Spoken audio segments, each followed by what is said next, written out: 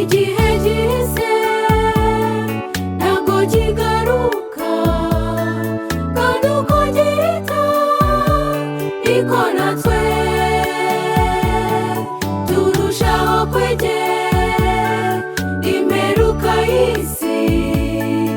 Ibyahanuwe byose biri gusohora imbere yacu, twabwiwe byinshi ndetse twabonye byinshi, ariko ubu tugeze aho rukomeye. Hahirwa umuntu ufata icyemezo butaracya, kuko mu gitondo waba wakererewe. Nimuyisohokemo Babuloni.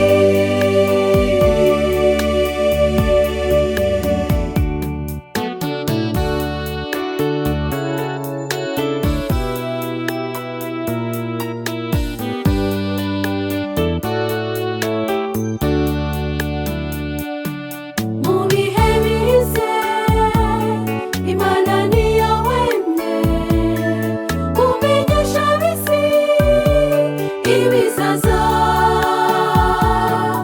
ariko n'ukuri ntabwo twiteguye uko bikwiriye. Bene data, jye mfite ubwoba, twabwiwe byinshi ndetse twabonye byinshi, ariko ubu tugeze aho rukomeye. Hahirwa umuntu ufata icyemezo butaracya, kuko mu gitondo waba wakererewe. Nimuyisohokemo Babuloni.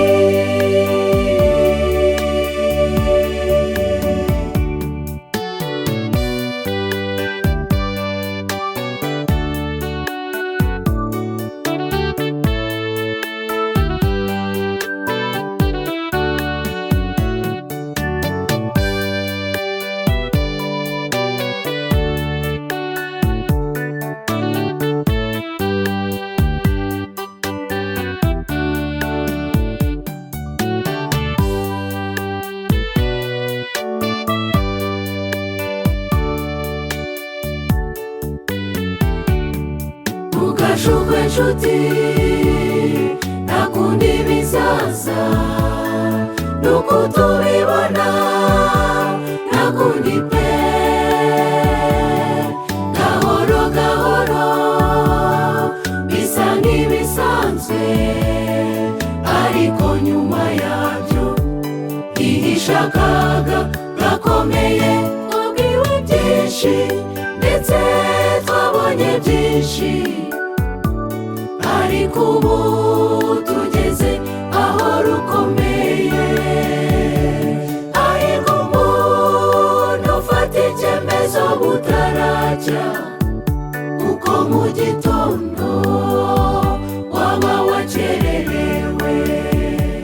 Nimuyisohokemo Babuloni.